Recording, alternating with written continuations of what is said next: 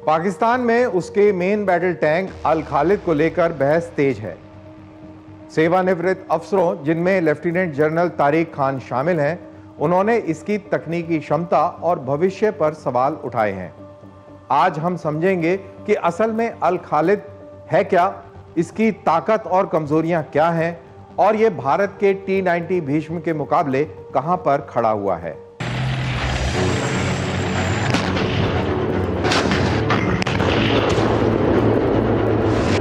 अल खालिद को 2000 के दशक की शुरुआत में पाकिस्तानी सेना ने शामिल किया। ये चीन पाकिस्तान डिजाइन है। 125 मिलीमीटर गन वाला 3 क्रू मेन बैटल टैंक, जिसे गतिशीलता और लागत को ध्यान में रखकर बनाया गया है। अल खालिद के मेन कैरेक्टरिस्टिक्स में 125 millimetre smooth bore gun auto loader के साथ लगभग 39 to 49 राउंड्स को ले जाने की क्षमता, 1200 हॉर्स पावर 6 TD इंजन और पावर टू रेशो की बात करें तो 25 से 26 हॉर्स पावर प्रति टन यानी उच्च गतिशीलता वाला है ये अल खालिद टैंक। आलोचकों का कहना है कि अल खालिद पुराना डिजाइन है, 1990 के चीनी टाइप 90 पर आधारित, काफी हद तक विदेशी सब सिस्टम्स पर निर्भर है। नुकसान आधुनिक एक्टिव प्रोटेक्शन, मॉड्यूलैरिटी और इंटीग्रेशन की कमी। भारत की तरफ देखें तो T-90S भीष्म हमारा फ्रंट लाइन मीडियम टैंक है, जिसे लगातार अपग्रेड किया गया है। तो सवाल यह है कि अल खालिद बनाम T-90 कौन आगे है।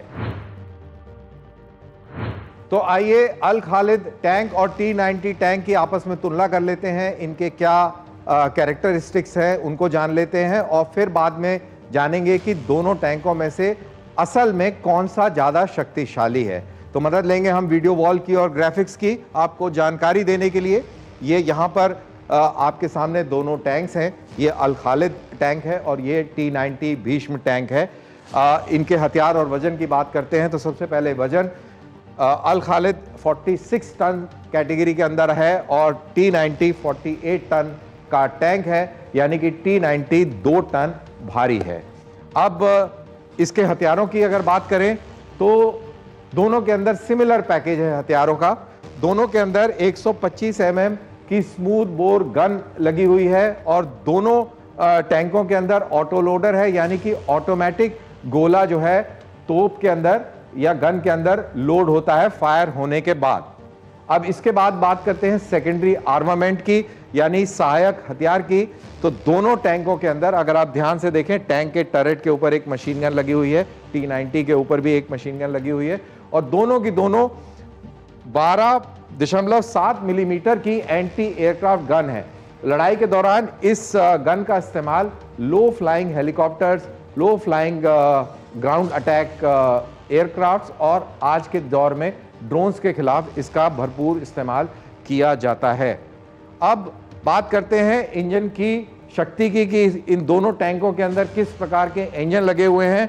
अल खालिद के अंदर 1200 हॉर्स पावर का इंजन है और वहीं T-90 के अंदर 1130 हॉर्स पावर का इंजन है।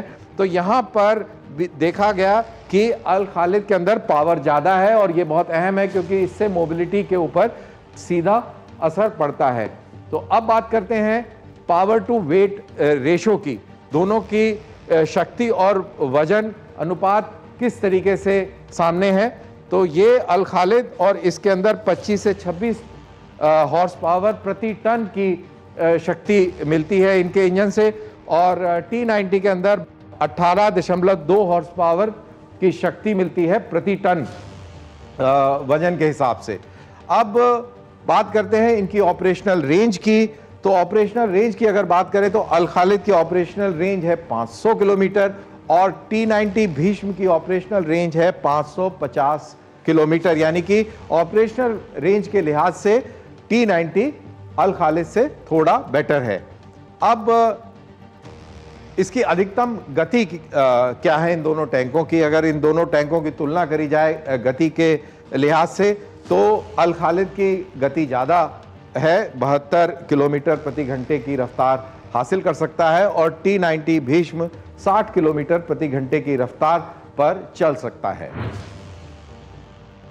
अभी हमने दोनों टैंक्स की कैरेक्टरिस्टिक्स को देखा और देखने से हमको ऐसा महसूस हुआ होगा कि अल खालिद कहीं T90 से ज़्यादा बेहतर तो नहीं, लेकिन अगर युद्ध क्षेत्र के अंदर सर्वाइवेबिलिटी की बात करते हैं तो उसके अंदर और अहम चीज़ें हैं जो उसको पूरे अनुपात को बदल देती हैं। तो आइए इसको समझते हैं ग्राफिक वॉल के ज़रिए। जैसा ये लिखा हुआ है, सुरक्षा ही जीवन रक्षा की चाबी है, बिल्कुल सही। अब इन दोनों टैंक्स की बात कर लेते हैं कि इनके अंदर किस तरीके की प्रोटेक्शन है। अगर अल खालिद की बात करें तो इसके अंदर modular composite armour with explosive reactive armour है। तो ये एक पुरानी टेक्नोलॉजी है और अब इस पुरानी टेक्नोलॉजी को बदली करता है ceramic composite protection plus ERA, जो कि T90 भीष्म के अंदर मौजूद है। यानी अगर आर्मर की बात करी जाए तो T90 के पास में अधिक सुरक्षा है। अगली बात करते हैं हम इसके जो इलेक्ट्रॉनिक सूट्स हैं या जो और प्रोटेक्शन सिस्टम है। खालिद के अंदर पैसिव प्रोटेक्शन है, एक्टिव प्रोटेक्शन नहीं है। और वहीं T90 की अगर बात करें तो उसके अंदर एक्टिव प्रोटेक्शन है, active electronic and skilled counter measures, यानी कि दुश्मन की तरफ से आने वाले खतरे को एक्टिवली पहचान कर और उसको निस्ते-नाबूद करने की सलाहियत रखता है T90, जो कि खालिद के पास नहीं है। अगली बात करते हैं हम इसके और क्या उपाय ये कर सकते हैं, नॉट उपाय, क्या इनके पास में और क्षमताएं हैं। तो अल खालिद की बात करें तो इसके पास सिर्फ थर्मल स्मोक जनरेटर और IR रिफ्लेक्टिव कोटिंग्स हैं। तो ये थर्मल स्मोक जनरेटर और IR रिफ्लेक्टिव कोटिंग्स T90 में भी हैं और उसके अलावा इनके पास इलेक्ट्रो ऑप्टिकल जैमर और इंफ्रारेड जैमर्स भी हैं, यानी कि इंफ्रारेड मिसाइल्स को जैम कर सकते हैं। और भी किसी किस्म की मिसाइल आ रही है जो कि इलेक्ट्रो ऑप्टिकली संचालित है, उसको भी जैम करके या कंफ्यूज कर सकते हैं T90, जो कि अल खालिद नहीं कर सकता है। और इसके अलावा ये सारी चीज़ों के अलावा जो लेटेस्ट जो चीज़ है वो ये है कि भारत के T90 टैंक्स के अंदर अटैक UAVs लगाए जा रहे हैं और काउंटर अनमैन्ड एरियल सिस्टम्स भी तैनात किए जा रहे हैं। यानी कि मॉडर्न लड़ाई के अंदर ये बहुत ही सक्षम टैंक साबित होंगे, क्योंकि इसके अंदर AI इनेबल्ड सिस्टम भी होगा, sensor to shooter capability AI based होगी, जो कि T90 को अल खालिद से बहुत बहुत आगे ले जाता है और आने वाले समय के युद्ध क्षेत्र में T90 निश्चित ही आसानी से विजयी रहेगा। पाकिस्तान ने ERA और FCS सुधार के कुछ गैप जरूर कम किए हैं, लेकिन भारत का T90 खासकर नए वेरिएंट, प्रोटेक्शन और काउंटर मेजर में स्पष्ट रूप से काफी आगे है। भारत का मुख्य बैटल टैंक रूसी T90S भीष्म को भारतीय सेना ने निरंतर मॉडिफाई किया है। इसमें 125 मिलीमीटर की गन है, लेकिन भारतीय T90 वेरिएंट्स में भारी एक्सप्लोजिव रिएक्टिव आर्मर कॉन्टैक्ट या नए बैचों पर कक्तूस स्टाइल का ERA, जो कि प्रमाणित हैं, और रूसी काउंटर सूट्स के साथ साथ बेहतर लक्ष्य प्राप्ति के लिए पश्चिमी थर्मल इमेजर सिस्टम्स भी शामिल हैं। अगर हेड टू हेड बात करें तो दोनों टैंकों में 155 मिलीमीटर के गन और ऑटो लोडर हैं। दोनों आधुनिक armour piercing fin stabilize discarding sabot fire कर सकते हैं और गन लॉन्च मिसाइल को भी लॉन्च कर सकते हैं। जहां T90 अपने समग्र सुरक्षा पैकेज और प्रमाणित काउंटर मेजर सूट के लिए बेहतर प्रदर्शन करता है, वहीं अल खालिद की मजबूती उसकी मोबिलिटी और कुछ हालिया इलेक्ट्रॉनिक सिस्टम्स की उन्नति में है। संक्षेप में ये कोई असमान अंतर नहीं है, लेकिन T90 विशेष रूप से भारतीय वेरिएंट आमतौर पर मजबूत पैसिव ERA सुरक्षा और एक परिपक्व फायर कंट्रोल और इंटीग्रेशन बेसलाइन प्रदान करता है। इन्हें अब अटैक यूएवी और काउंटर अनमैन्ड एरियल सिस्टम से भी अपग्रेड किया जा रहा है। ऑपरेशनल रूप से फर्क सबसे ज्यादा तब मायने रखता है जब टैंकों को लंबी दूरी के काइनेटिक हिट्स को सहन करना होता है या वे आधुनिक टैंडम वॉरहेड्स और टॉप अटैक म्यूनिशंस का सामना करते हैं।